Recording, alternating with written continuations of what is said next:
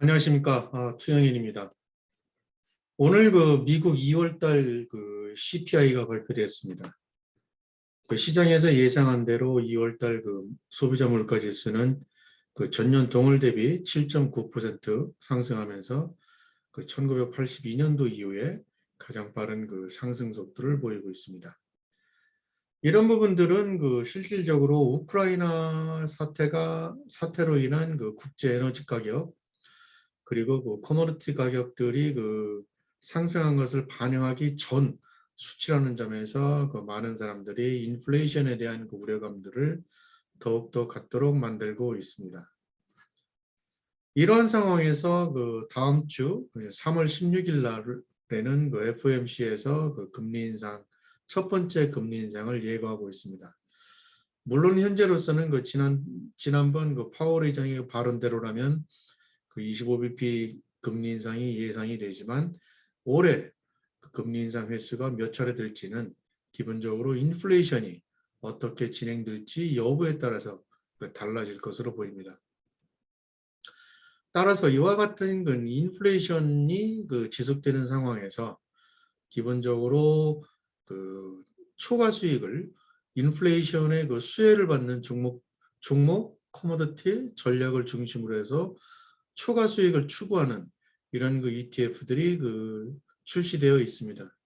그래서 오늘은 인플레이션 환경에서 투자자들이 당연히 시장을 방어하는데 초점을 맞추겠지만 그럼에도 불구하고 초과 수익을 얻을 수 있는 인플레이션 테마 ETF를 소개하려고 합니다.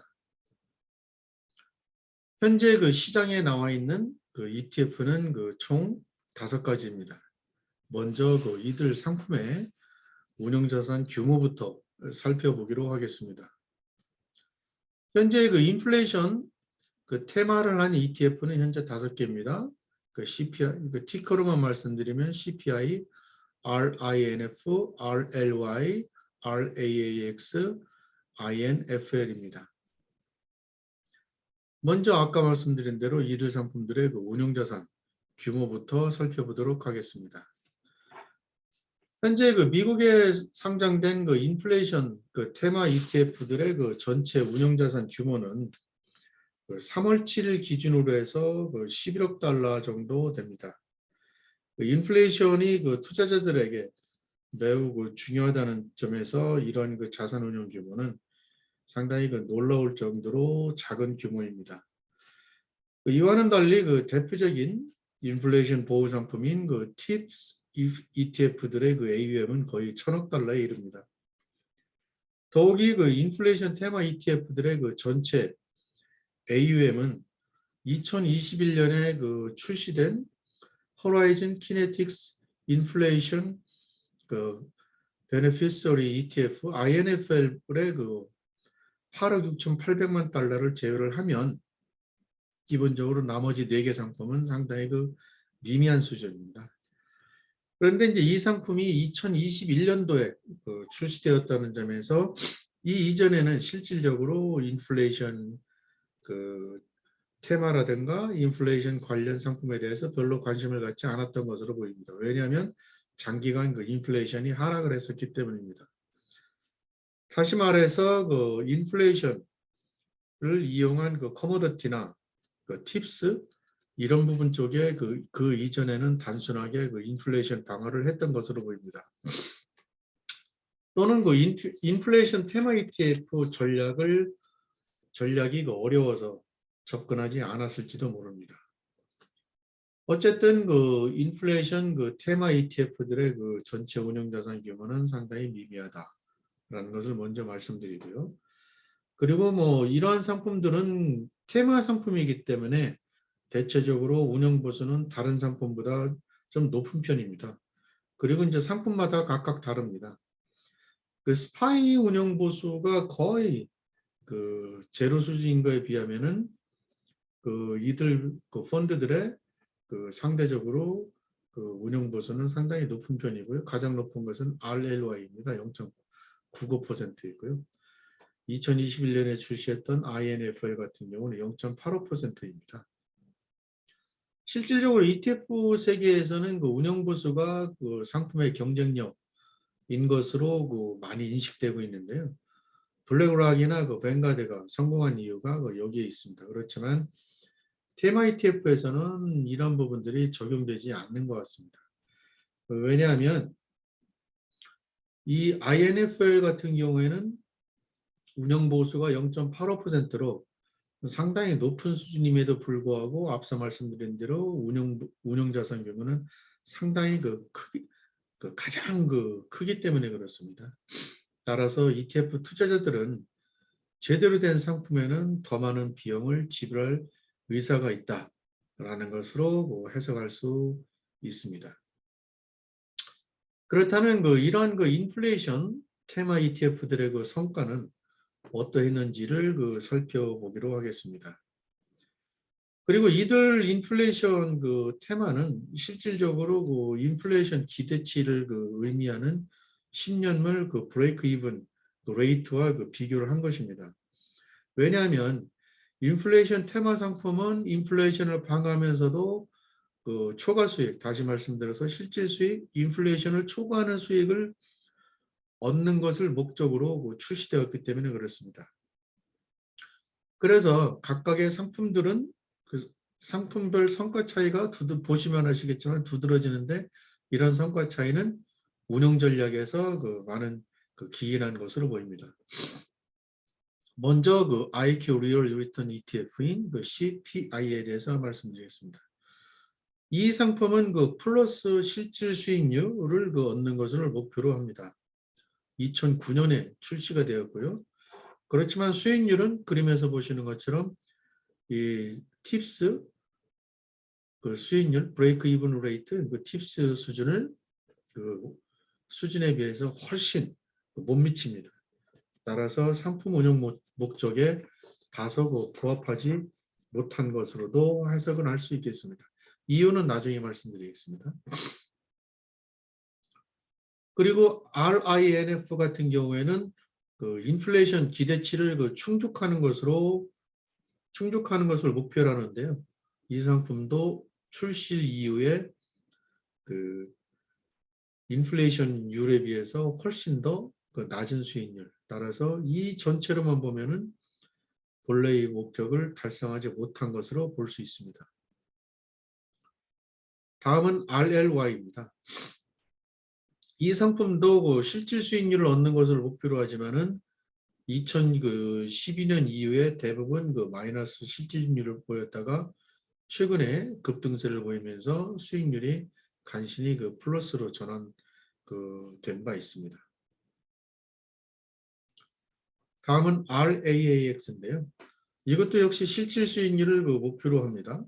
2018년 4월에 출시가 되었는데요. 이 상품은 보시는 것처럼 다른 상품들에 비해서 거의 브레이크 이븐과 거의 비슷합니다. 물론 실질적으로 낮은 수익률이지만 기본적으로는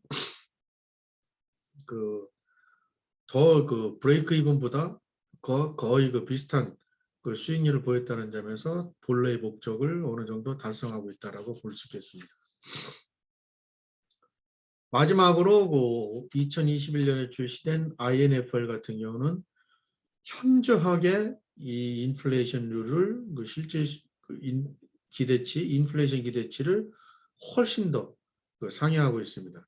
이 자체를 한번 보면 앞서 4개의 상품보다 훨씬 더 높은 수익률을 가졌고, 왜 이 INFL이 다른 상품에 비해서 운영 보수가 비교적 높음에도 불구하고 가장 많은 자산을 끌어모았는지를 설명하는 대목이라고 할 수 있겠습니다. 그런데 이들 상품들은 제가 이제 앞서 말씀드린 대로 출시 이후에 수익률들을 비교를 한 건데요. 실질적으로 인플레이션이 본격적으로 각인이 돼서 사람들 뇌리에 인식이 되었던 2021년 이후 수익률을 보면 기본적으로 CPI를 제외를 하면 나머지 4개 상품들은 실질 수익률, 실질 인플레이션, 그러니까 실질 수익률, 그러니까 인플레이션율을 훨씬 더 상회하는 그런 수익률을 보이고 있습니다. 그래서 당초 이 상품들이 그 원했던 그 운영 목표인 그 실질 수익률을 상회하는 이런 그 목표 수익률을 달성하는데 그 전혀 지장이 없었다라고 그 해석을 할 수 있겠습니다. 따라서 기본적으로 이런 그 상품들은 CPI가 다소 그 둔화되긴 했지만 나머지 4개의 상품들은 본래의 그 인플레이션 구간에서의 본래의 그 상품 운영 목적을 달성하고 있다. 이렇게 그 해석할 수 있겠습니다. 이 그림에서 보시는 것처럼 앞서 말씀드린 대로 이런 부분들은 운영 전략의 차이에서 비롯되는데요. 그렇다면 실질적으로 어떤 그 운영 전략을 갖고 있는지에 대해서 한번 알아보도록 하겠습니다. 먼저 그 CPI는 기본적으로 그 수익률이 좀 더딘 이유가 기본적으로 팁스 채권의 60%이고 60%이지만 주식의 30% 그리고 커머디티의 10%를 갖고 있습니다. 그래서 이 10%와 이 커머디티와 팁스만을 놓고 보면은 본래 목적을 달성할 수 있지 않았겠느냐. 최근에 커머디티 가격이 급등을 했기 때문에. 그런데 왜 이렇게 못 쫓아갔느냐. 이 부분은 기본적으로 이 주식 비중이 높았었기 때문에 이때 2020년 그리고 2019년도에 높은 변동성 구간에서 대부분 30%의 30% 편입비를 갖고 있는 주식 부분에서 엄청난 손실을 겪었었고 이때 당시에 또 커머디티도 많은 손실을 겪었기 때문에 이에 따른 갭이 메워지지 않은 것으로 볼 수 있겠습니다. 그래서 어쨌든 지금 현재는 상당히 부진한 모습을 보이고 있고요. 두 번째로 RINF는 인플레이션 기대치만을 반영하기 위해서 미국 국채를 공매도하고 동일한 만기를 가진 팁스에 배분하는 이런 상품입니다. 그런데 이제 이 상품이 2014년도에 출시된 이후에 2014년도부터 미국 페드가 금리 인상 사이클에 진입해서 국채 매도에 따른 채권 수익률 손실이 발생을 했고요. 이때 발생한 손실률이 낮아서 수익률을 회복하기는 했지만 금리 사이클 구간에서 너무 많은 손실률을 기록을 했고 그리고 했기 때문에 이때죠. 이 검은색으로 표시된 거. 이때 너무 많은 손실을 했기 때문에 이 부분을 아직도 커버를 하고 있지 못하고 있습니다. 그래서 이제 전체적으로 원래 실질 수익, 브레이크 이븐 레이트에 비해서 저조한 것으로 나타났지만 앞서 말씀드린 대로 2021년 이후에는 상당히 양호를 했고 최근에 이제 팁스가 다시 상승하면서 수익률은 개선되고 있습니다. 다음은 RLY입니다. 이 상품은 기본적으로 제목에서 보시는 것처럼 멀티에셋에 투자를 해서 실질 수익률을 추구하는 그런 상품입니다. 그래서 이제 멀티에셋이라 하면은 에너지, 부동산, 소재, 커머디티, 팁스 이런 것들을 편입을 합니다.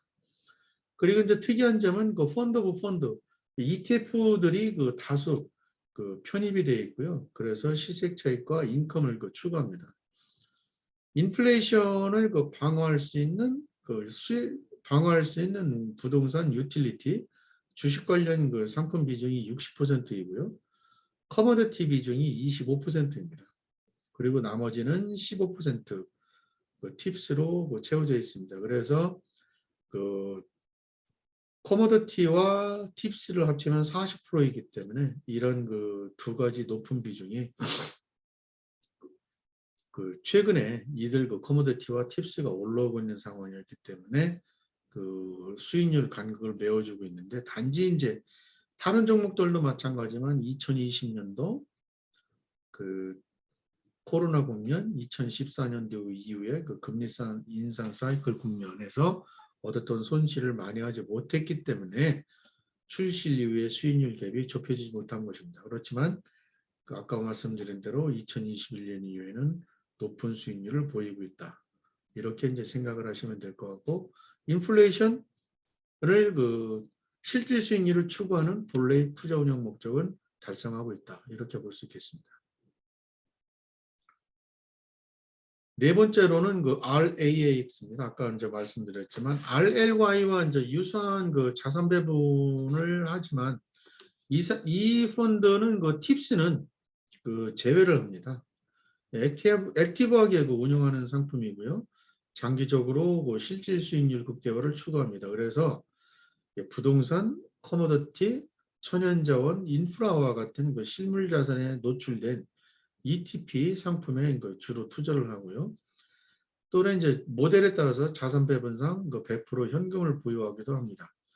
그리고 가장 특이한 건데 나머지 네 개 상품 중에서 가장 특이한 건데 최근에 이제 비트코인을 1.7% 정도 편입을 했습니다. 여기 베넥에서는 이제 그 비트코인이 인플레이션 방어에 효과적이라고 이렇게 생각을 했던 것 같고요. 기본적으로 비트코인을 비트코인을 그 포트폴리오에서 그 1 내지 한 1.5% 많게는 2% 편입하는 일반적인 그 포트폴리오 룰을 따랐다는 점에서 기본적으로 이 상품이 상당히 특이한 것으로 볼 수 있겠습니다. 그래서 그 인플레이션 구간에서 이러한 상품도 관심 있게 한번 지켜보시기 바랍니다. 그리고 이제 마지막으로는 그 INFL인데 INFL은 그 인플레이션에 따른 그 혜택을 입을 것으로 예상되는 주식에만 투자를 하는 상품입니다. 금 비중은 5%에 불과하고요.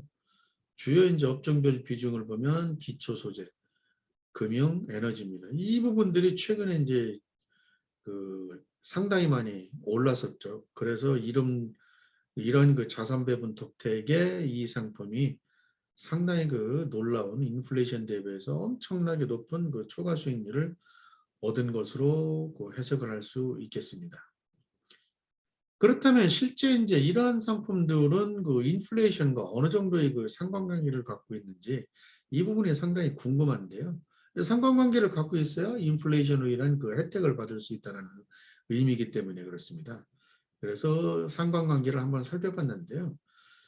기본적으로 전체적으로 CPI를 빼고는 모든 그 상품들이 그 인플레이션이 상당히 인플레이션과의 상관관계가 상당히 높습니다. CPI는 오히려 그 역의 상관관계를 갖고 있기 때문에 이런 점에 좀 조심을 하셔야 될 것 같고요. 이 인플레이션 그 상관관계는 제가 앞서 말씀드린 대로 그 10년물 브레이크 이븐 레이트 인플레이션 기대치와 그 상관관계를 그 표시를 한 겁니다. 왜냐하면 이들 상품들이 실질 수익률을 그 상회하는 것을 목표로 하고 있기 때문에 그렇습니다.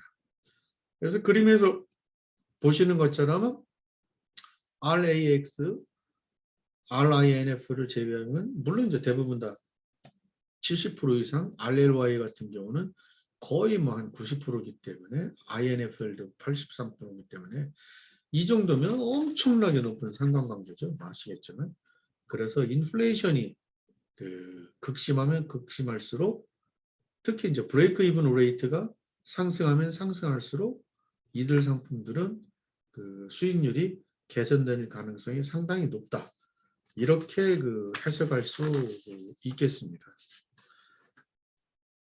또 한 가지는 이제 이런 상품들을 그 접근을 할 때 앞서 말씀드린 대로 제일 먼저 관심을 가져야 될 것은 이제 브레이크 이븐 레이트가 어떻게 진행될지. 왜냐하면 앞서 말씀드린 대로 그 상관관계가 매우 높기 때문에 그렇습니다. 조심을 해야 되고 두 번째로 이제 조심을 해야 될 것은 운용자산 그 규모에서 보셨듯이 기본적으로 이들 상품들은 그 호가 스프레드가 상당히 높습니다. 유동성이 많이 떨어진다는 의미고요. 이것은 이제 자산 운용 규모가 작기 때문에 어쩔 수 없는 현상입니다. 물론 이제 운용 규모가 커지면 호가 스프레드가 이제 좁혀지면서 그 스파이는 거의 제로인데 스파이와 같은 거기까지는 가지는 않겠지만 어쨌든 스프레드가 상당히 그 줄어들어서 유동성이 보강되고 그래서 매매하기에 편할 텐데 지금 현재는 호가 스프레드가 매우 높다는 점, 결국은 이런 부분들이 매매를 자주 하면 할수록 수익률을 그 갉아먹는 그런 요인이기 때문에 이런 그 점들을 그 상당히 그 조심을 하셔야 될 것으로 보입니다. 이들 상품에 접근할 때요. 그래서 이제 제가 오늘 그 말씀드린 상품들에 대해서 그 요약을 해보면 기본적으로 인플레이션 방어 효과 또는 인플레이션을 상회하는 수익률을 얻는 것은 그 각각의 그 상품별 운용 전략에 따라서 다르다라는 점들을 그 분명히 아셔야 될 것 같고요. 그리고 인플레이션 기대치와 이들 상품 간의 그 상관관계가 CPI를 빼고는 대부분 다 높다 이런 점도 유념을 하셔야 됩니다. 그리고 이제 운영자산 규모가 작다 보니까 호가 스프레드가 그 폭이 상당히 넓어서 수익률 매매할 때마다 그 수익률을 그 갉아먹을 가능성이 상당히 높다. 이 부분도 이제 관심을 가져야 될 것 같고 이제 마지막으로 이제 드리고 싶은 말씀은 기본적으로 테마 ETF들은 이러한 그 한 종목의 그 몰빵 투자, 소위 몰빵 투자, 뭐 전문 용어로는 뭐 코어 이런 거 코어로 생각하시면 절대 안 됩니다. 왜냐하면 테마 상품들은 지난번 그 거의 1년간 흐름에서 보셨겠지만 변동성이 상당히 높기 때문에 급등과 급락이 수시로 발생을 합니다. 그래서 그 특히 이제 초보자들 같은 경우에는 그 접근하기가 상당히 어렵기 때문에 기본적으로 현재가 이제 인플레이션 국면이라고 판단이 되면 그에 적합한 테마인 인플레이션 테마 ETF를 한번 편입을 해보자.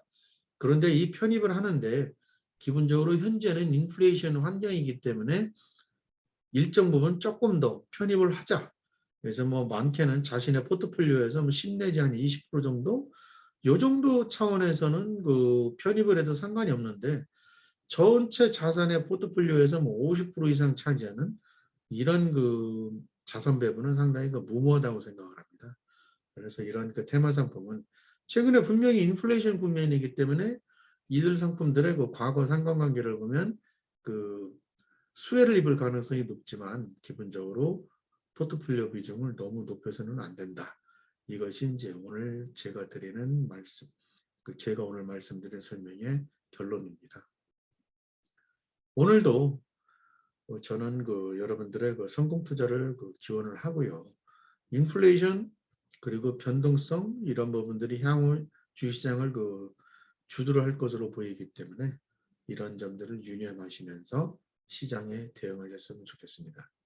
오늘도 장시간 시청해 주셔서 진심으로 감사드립니다.